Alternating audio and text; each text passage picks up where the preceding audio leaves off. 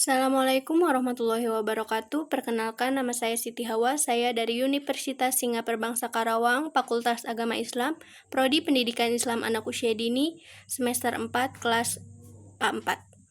Di sini saya akan menjelaskan tentang cyberbullying. Baik, hari ini kita akan mempelajari tentang teknologi digital telah memudahkan cara kita berinteraksi, tetapi juga membuka pintu bagi bentuk baru perundungan, yaitu cyberbullying. Cyberbullying adalah bentuk perundungan yang dilakukan melalui media digital, seperti media sosial, pesan instan, atau email. Pelaku cyberbullying biasanya bertujuan untuk menyakiti, mengancam, atau memperlakukan korban. Kekerasan online adalah bentuk kekerasan yang dilakukan melalui media digital, seperti penyebaran konten yang bersifat ujaran kebencian, pornografi, atau ancaman. Pelaku kekerasan online biasanya bertujuan untuk menyebarkan kebencian, menakut-nakuti, atau mengintimidasi korban. Ada beberapa jenis cyberbullying. Yang pertama yaitu claiming. Claiming adalah tindakan mengirim pesan yang berisi kata-kata kasar, penghinaan, dan bahasa ofensif yang ditunjukkan untuk menyerang atau mempermalukan seseorang dalam diskusi online. Biasanya dilakukan dengan emosi yang meluap-luap dan tujuan untuk memprovokasi reaksi negatif dari orang lain. Kemudian yang kedua yaitu harassment atau pelecehan.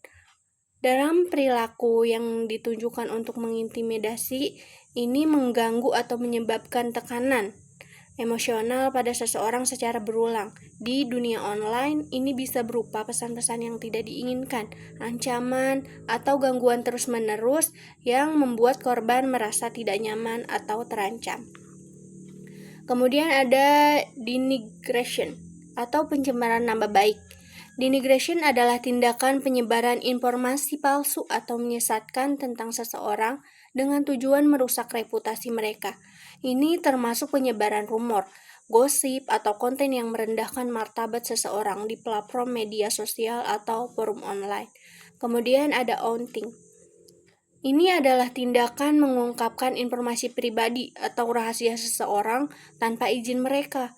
Ini bisa merupa membagikan orientasi seksual, identitas gender, kondisi medis, atau informasi pribadi lainnya yang tidak diinginkan diketahui publik oleh orang tersebut. Kemudian yang terakhir, trickery atau penipuan.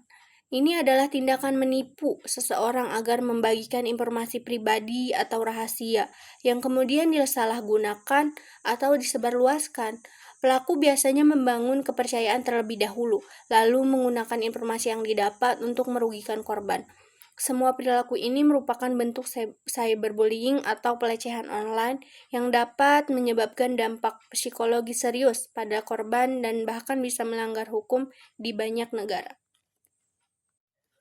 Kemudian dampak cyberbullying ada 3 bagian. Yang pertama psikologis, yaitu kecemasan, depresi, dan rasa rendah diri. Kemudian sosial, terisolasi dari lingkungan pertemanan atau antisosial. Jadi mereka malas bersosialisasi, malas bertemu orang banyak, seperti itu. Terus yang terakhir akademis. Prestasi belajar menurun akibat tekanan mental. Ini lebih ke saat belajar mereka sudah tidak fokus saat belajar, seperti itu.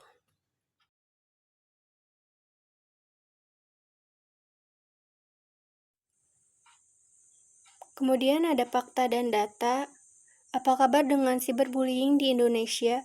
Penelitian dari Counter for Digital Society yang bertajuk Teenager Related Cyberbullying Case dirilis Agustus 2021 melibatkan 3.077 siswa SMP dan SMA usia 13-18 tahun di 34 provinsi di Indonesia.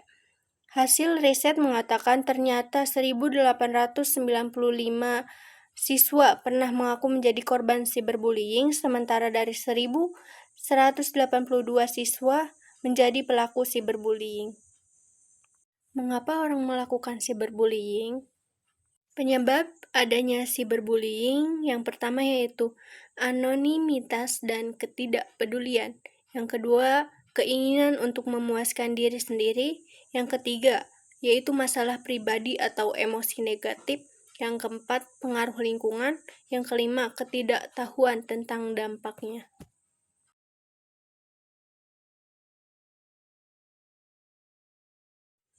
Kemudian ada kasus dampak cyberbullying mengancam nyawa.